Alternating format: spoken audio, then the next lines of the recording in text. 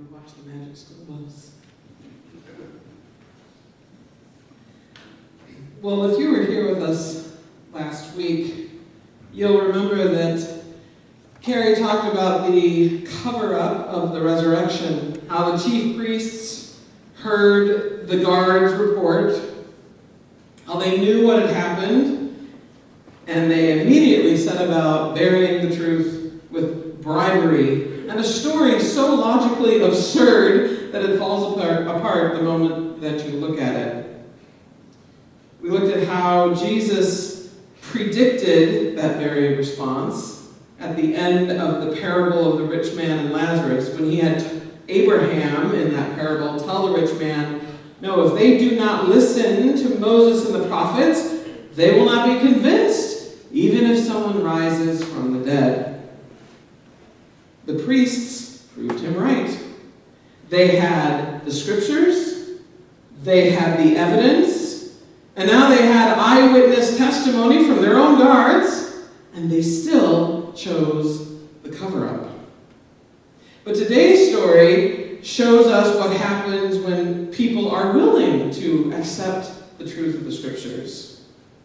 Same resurrection, same day, completely different outcomes. The first thing to love about God in this story, I think, is the way he asks questions of these poor, forlorn disciples. They're moping along down the road, and Jesus comes up and says, "What are you discussing so intently?" As if he didn't know. He already knew what they were talking about, of course, but instead of just jumping into the conversation, he asked them to tell him. And when they stopped, sort of dumbfounded at who could possibly have not heard about all the things that had happened in Jerusalem, Jesus simply asked, "What things?" And once again, they told him in their own words what had happened. And I think that's exactly what God wanted. You may have noticed that Jesus used this approach with people quite a bit. Even when someone came to him with a question, he usually responded not with an immediate answer, but with a question of his own. Why would God do that?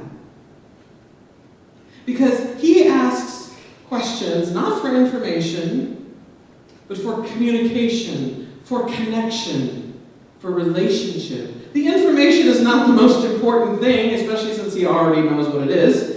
God is interested in relating with us, hearing from us. He wants a relationship, not the function as some kind of divine encyclopedia or divine answering machine. That's why I think he asks questions and then takes the time to listen to our answers. Even on a day like Easter Sunday, when there was so much to celebrate, Jesus was not just willing to jump ahead of his disciples. And I really admire that self-restraint. Can't you imagine being in his shoes? His sandals. Here are two of your followers, depressed, discouraged over everything that has just happened, yet they don't realize that what just happened isn't awful. It's actually amazing. And wouldn't you be tempted to shatter their disappointment by saying, "Hey, look guys, it's me! I'm Jesus, I'm not dead." But that's the exact opposite of what he did. Even as he walked beside these two believers, they were somehow kept from recognizing him. And instead of dazzling them with his post-resurrection glory, he struck up a simple, unassuming conversation. This was the same Jesus who had been transfigured on the mountaintop in front of his three closest disciples, the one who had shone brighter than the sun. Yet he remained hidden so he could engage in a little Bible study with Cleopas and his friend. I just love that. Jesus took the time to explain to them what was said in all the scriptures concerning himself. Imagine what an enlightening study that must have been. Don't you wish he could sit around the table with us today after the service in person? That would be incredible. And it was obviously a meaningful experience for those two disciples, because later, after they invited Jesus to stay for supper and then suddenly recognized him, they said to each other, "Weren't our hearts burning within us while he talked with us on the road and opened the scriptures to us?" Now here's where last week's story and this week's story meet. And together, I think they reveal something beautiful about how God has always worked. In the parable of the rich man and Lazarus, Jesus declared something that actually shocking, I think. He declared that dramatic evidence was not more convincing than undramatic evidence. Have you ever thought about that? Dramatic evidence, not more convincing than undramatic evidence. There it is again. Jesus said, if they do not listen to Moses and the prophets, they will not be convinced, even by a resurrection. That was God's way of saying, look, the evidence has always been there. The scriptures have always been sufficient. The issue has never been a lack of proof. It's always been a question of willingness. Last week we saw what happens when people are unwilling and the ridiculous lengths they will go to remain unwilling. The chief priests had Moses and the prophets. They had the evidence of Jesus' entire ministry, and now they have the testimony of their own guards confirming the resurrection. Every piece of evidence was pointing like a gigantic neon arrow in the same direction, and they just paid money to try to make it all go away. This week, we see what happens when people are willing.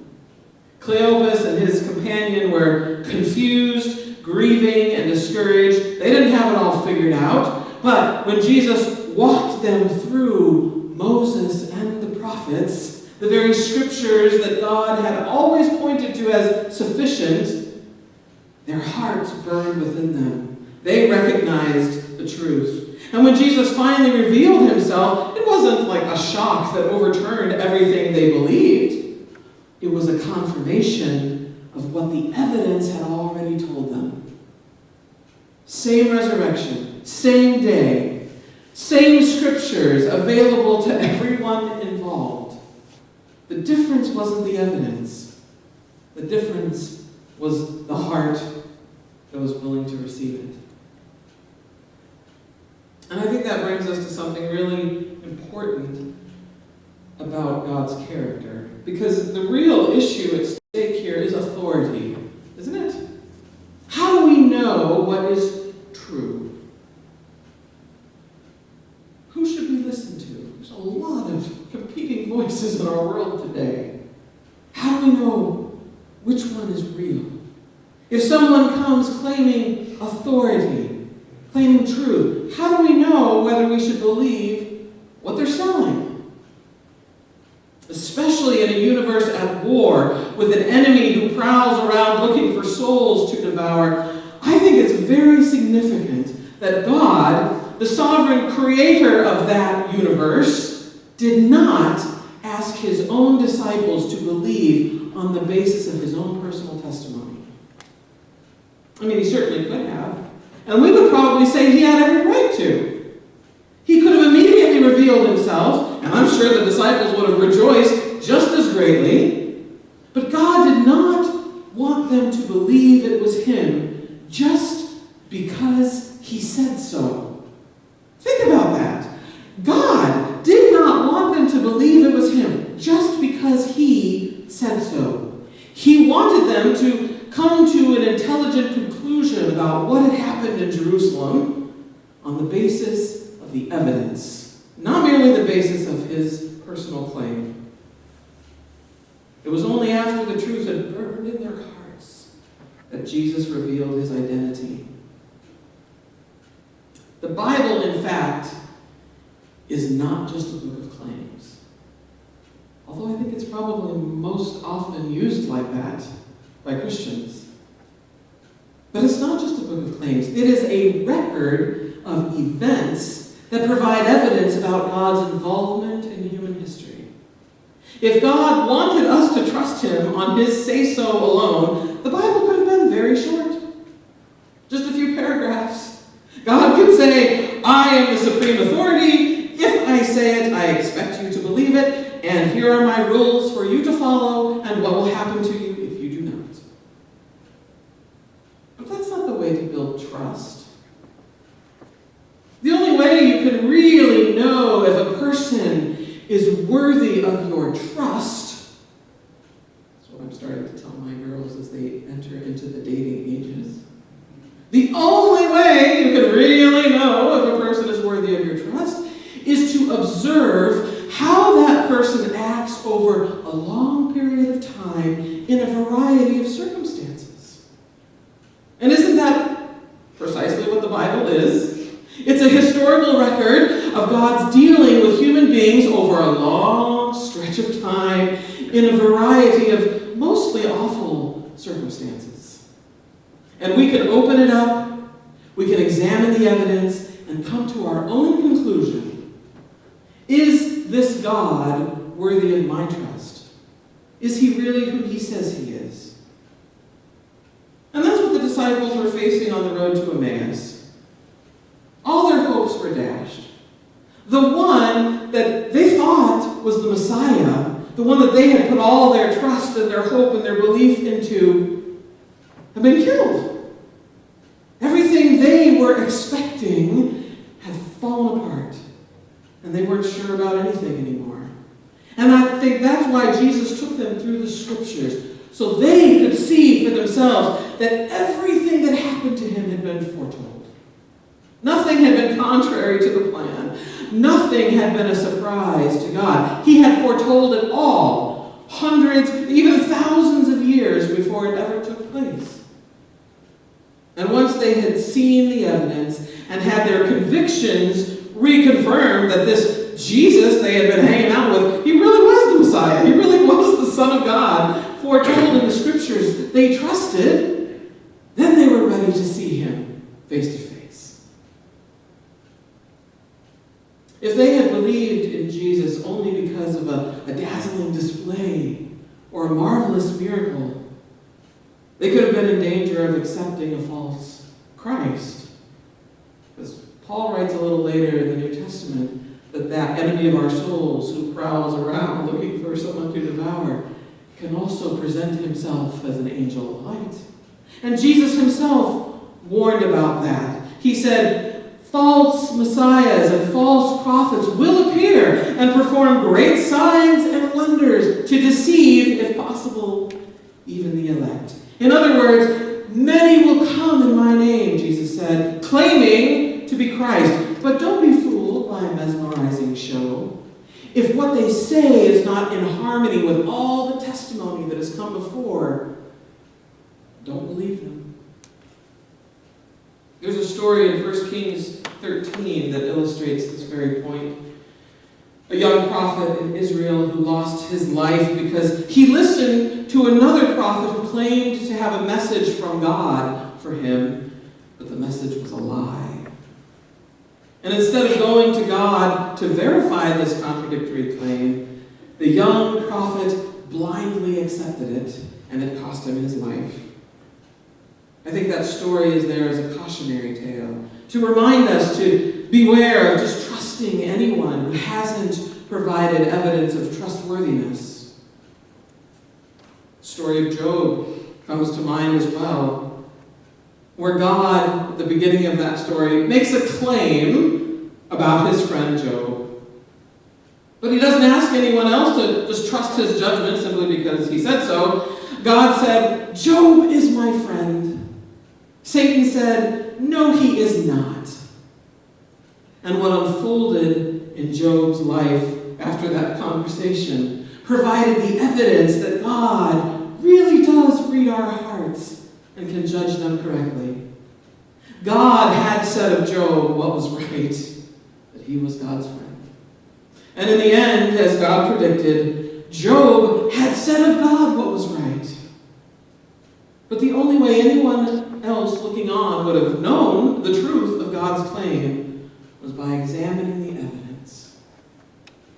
When I consider that I was created by a majestic, all-knowing, all-powerful God who, at the same time, wants to participate in a friendly relationship with me, it's just a bit overwhelming.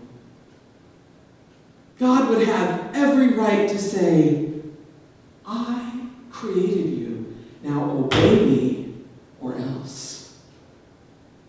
I say that to my kids a lot. Instead, God says, come, let us reason. Okay, I say this to my kids too. Come, let us reason together. Come, consider the evidence. Let's talk things over. Ask me questions, and I'll ask some of you. Let's have a conversation and work things out. It really is true that God never asks us to put our faith and trust in Him without providing the evidence we need to make an intelligent decision regarding that faith. He does not even allow His own personal testimony to override the importance of evidence. And the evidence is all right there in the Scriptures. When was the last time you looked at it? When was the last time you accepted God's invitation to come now, let us reason together about all that has happened and all that is happening in this world? Or maybe all that's happening in your life. I really love the fact that one of the first things Jesus did after He rose from the dead was to conduct a Bible study. And if it was important enough for Him to do that as a basis for faith, even on Easter Sunday, then I'd say there's nothing more important to Him on any other day of the year. God's testimony about Himself is always based on evidence. Are you willing to take the time to consider it for yourself?